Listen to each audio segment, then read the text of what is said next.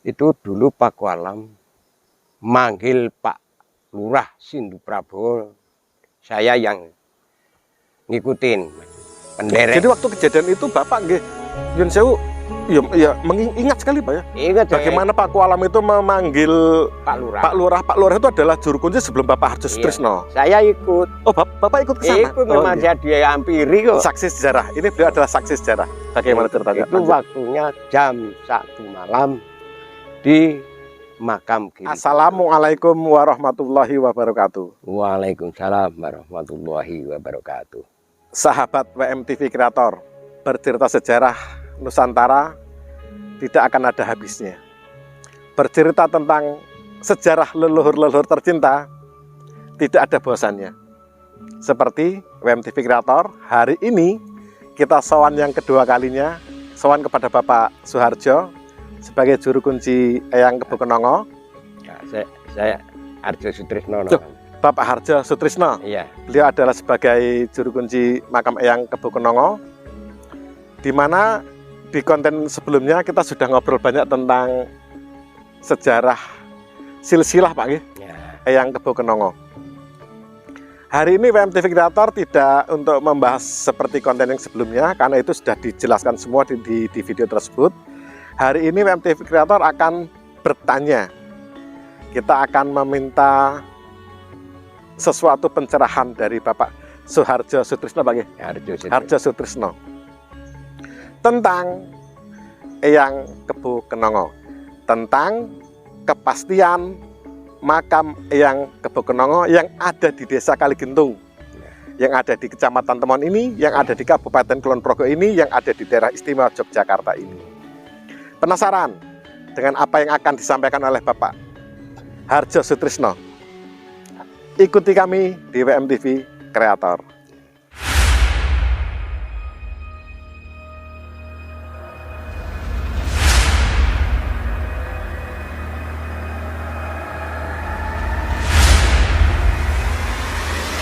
Bapak Harjo Sutrisno, Ya.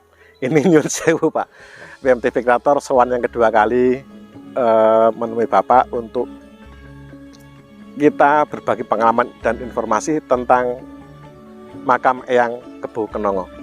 Karena di luar sana itu Pak, banyak teman-teman yang bertanya, benar po yang di Kulon Progo tersebut makam Eyang Kebo Kenongo, sedangkan di Boyolali itu ada makam Eyang Kebo Kenongo. Di Sragen ada makam Eyang Kebo Kenongo, bahkan yang di Pangandaran Pak, itu ada makam Eyang Kebo Kenongo. Dan semua mengatakan yang Kebo Kenongo itu ya di sana. Lalu tiba-tiba kok sekarang muncul makam Eyang Kebo Kenongo yang ada di Desa Kaligentung. Di Desa Kaligentung, Kecamatan Temon, Kabupaten Kulon Progo. Kita akan bicara tentang sejarah, sepengetahuan, sepengalaman Bapak Harjo Sutrisno. Monggo Pak, dimulai Pak. Kula jawab nggih. Nggih. Kula sadurunge nirokake utawa kula eling-eling dongengane critanipun simbah-simbah kula rumiyin. Oh nggih. Niku riyen Eyang Kebo Kenongo dumugi riki niku sampe tasih bujangan. Ceritane. Nggih. Sih bujangan lajeng ten riki ndendangu krama kalian adikipun Eyang Pagerwaja. Terus lenggahipun rumiyin nggih wonten mriki ten Kalidengen niku. Nggih, nggih. Namung menika sih rawa sedaya dereng wujud desa toya. Lajeng niku nalika semanten critane niku dipun aturi kundur dhateng utusanipun saking Majapahit. Supados kundur sing dipun utus Kiai Kendil Besi asmane. Nggih, nggih.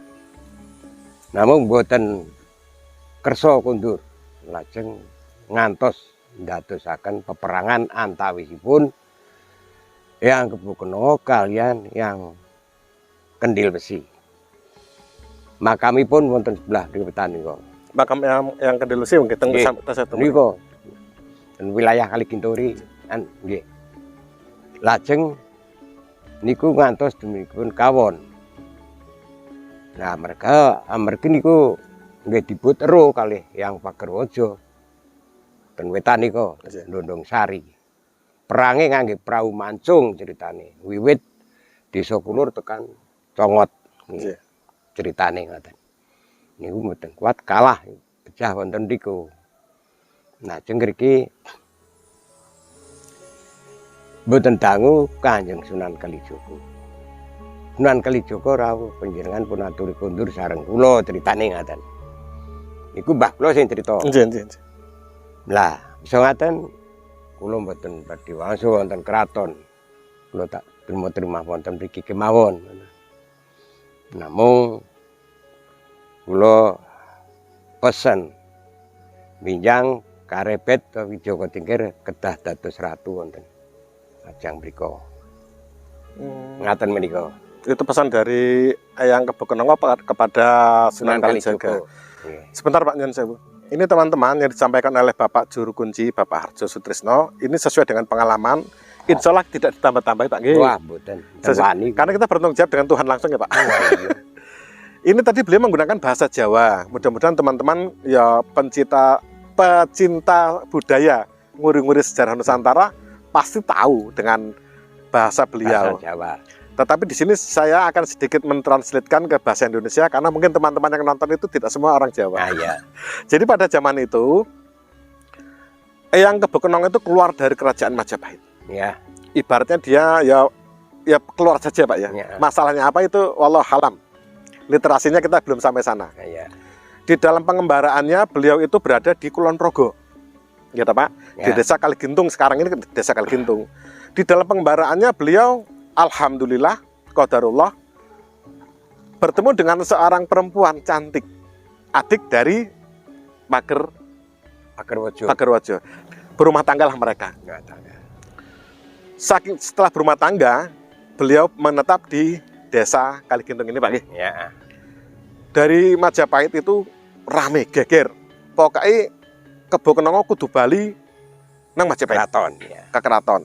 Mengutuslah Prabu Brawijaya V itu mengutus Eyang Kendil Wesi mengutus untuk meminta Eyang Kebokenongo kembali ke keraton. Majapahit. Tetapi Eyang Kebokenongo tidak mau nggih Pak. Tidak mau. Sampai terjadilah pertempuran antara Eyang Kendil Wesi dengan Eyang Kebokenongo. Sampai meninggal Pak nggih. Sampai meninggal makam. Eyang Kendil Wesi kalah dan meninggallah beliau dan makamnya ada masih di sekitar sini Pak. Ya, Kaligintung sebelah timur. Intinya makamnya masih ada di sinilah. Ya, di sini. Setelah itu masih tidak patah semangat Prabu Brawijaya V itu mengutus Sunan Kalijaga.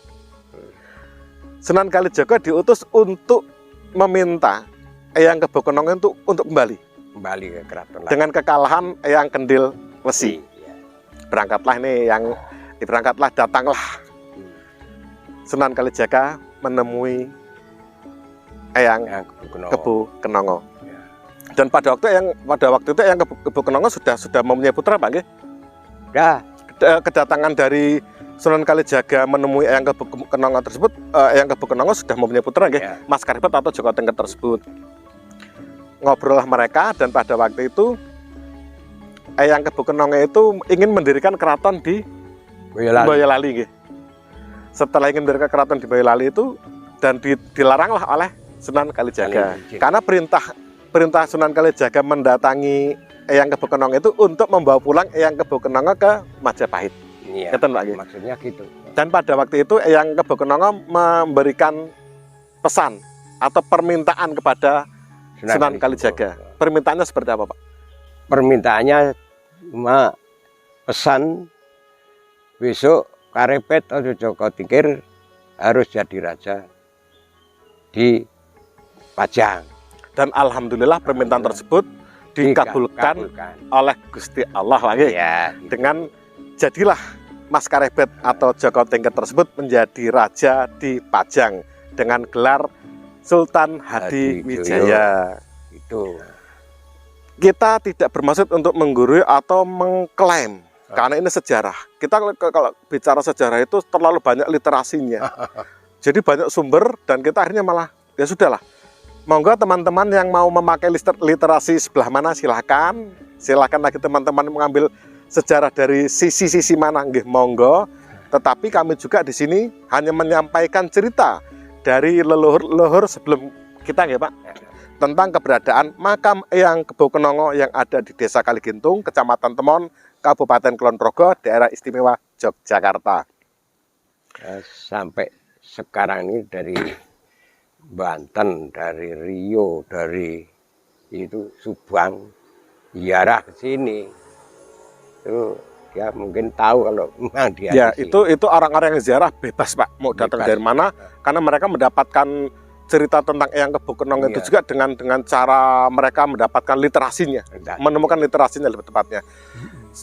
Saya mendengar-dengar ini Pak, sebelum kita tadi syuting, Bapak Hardjo Sutrisno itu menyampaikan jika Pakualam ke-8 itu beliau yang menemukan pertama kali makam ini. Napa pribadi cerita bagaimana Pak? Ceritanya itu dulu Pakualam manggil Pak Lurah Sindu Prabowo, saya yang ngikutin penderek. Jadi waktu kejadian itu Bapak nggih nyun sewu ya mengingat sekali Pak ya. Ingat bagaimana Pak Kualam itu memanggil Pak Lurah. Pak Lurah itu adalah juru kunci sebelum Bapak Hardjo Sutrisno. Saya ikut. Oh, Bapak ikut ke sana? Ikut memang dia hampiri kok. Saksi sejarah. Ini beliau adalah saksi sejarah. Bagaimana ceritanya? Itu waktunya jam 1 malam di makam Girigondo.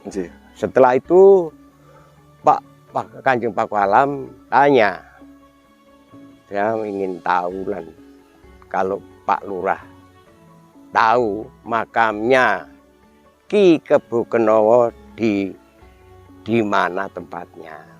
Nah, Pak Lurah jawabnya begini, menurut cerita atau mbah-mbah saya dulu itu makamnya Ki Kebo Kenongo di sebelah selatan ini dekat rel kereta api Kanjeng. Itu jawabnya gitu. Saya masih ingat. Nah, terus Kanjeng Pak Kualam, oh ya terima kasih Pak Lurah gitu. Nah, cuma itu yang ditanyakan. Setelah itu Kanjeng Pak Kualam utusan itu putranya atau anaknya namanya Kanjeng Sasongko itu disuruh ke sini, waktunya malam. Ya mungkin semedi di sini. Nah, setelah itu mungkin bisa ketemu. Ternyata setelah pulang ke Jogja, bilang sama Kanjeng Pak Kualam atau laporan beliau. Laporan itu, terus dia manggil Pak Bupati Wijaya Hadiningrat.